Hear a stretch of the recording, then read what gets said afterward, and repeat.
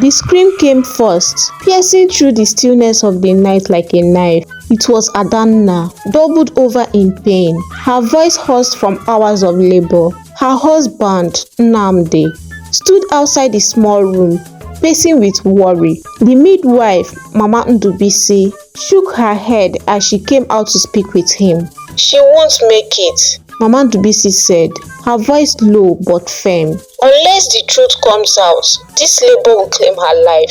The spirits demand it." Nnamdi staggered back. What truth? What are you talking about? Mama Ndubisi didn't answer directly. Instead, she turned to Adanna's mom, Ego, who just arrived, weeping and clutching her wrapper. "You know what must be done. The father must speak." Ego's hands shook. She had buried this secret deep, trying to forget the shame, but now her daughter's life hung in the balance. She had to act. Adanna was just 14 when it started.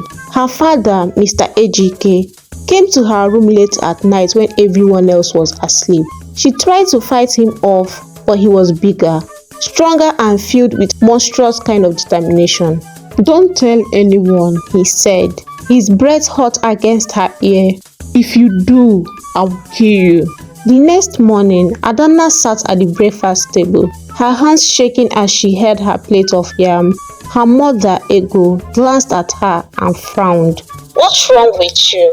Ego asked her, her tone sharp. "Why are you sitting like you've seen a ghost?" Adanna opened her mouth to speak, but then she saw her father's cold stare from across the table. Her voice caught in her throat. "Nothing, Mama," she said.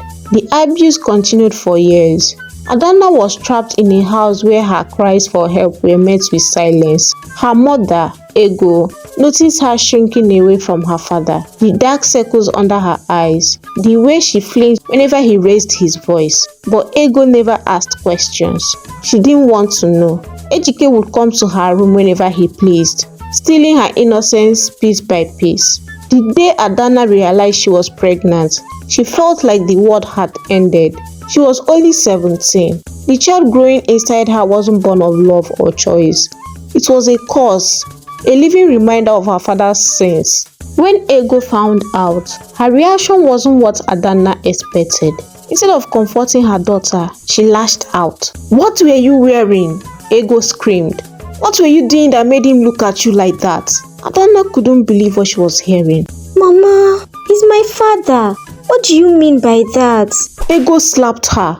"Don't you talk back at me. Do you know what people will say if this comes out? They will call me a bad wife, a useless mother.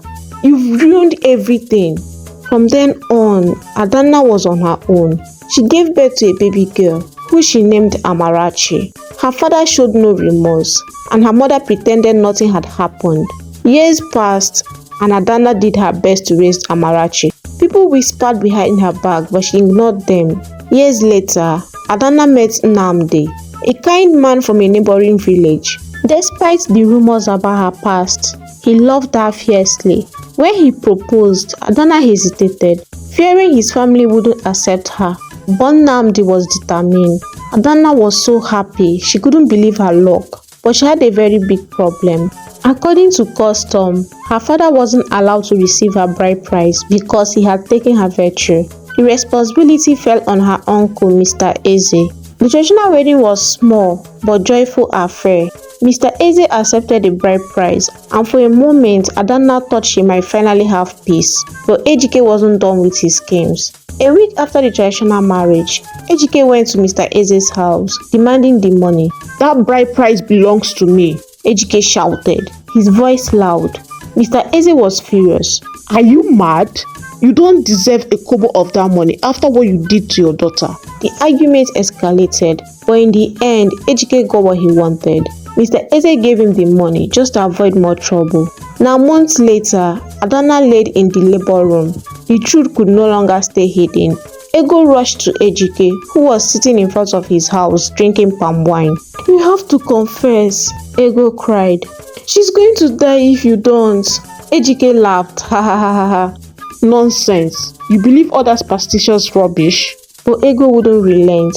"Do you want her blood on your hands too? The whole village will know what you did anyway. Just confessed and saved her life. The next morning, with the entire village gathered in the square, Ejike stood shaking. He confessed everything, how he had stolen her innocence and how he took her bride price from his brother. The villagers were horrified. Women screamed, men shouted, and children whispered in confusion. Ejike was dragged to the edge of the village and banished, never to return.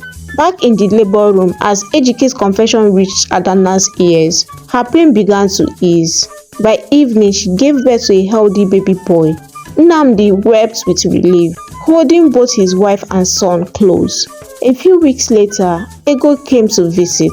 She knelt before Adanna, tears streaming down her face. "I'm sorry," Ego said. "I should have protected you. I should have believed you. Please forgive me." Adanna looked at her mother, her heart heavy with years of pain. I forgive you, Mama, she said. But you can't be part of my life anymore. I need to move on. Ego left, her sobs echoing in the distance.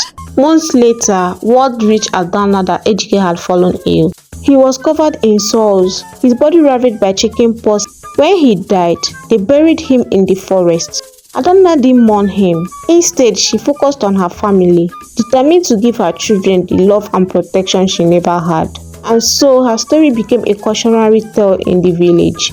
A reminder that silence can destroy, but truth, no matter how painful, can heal.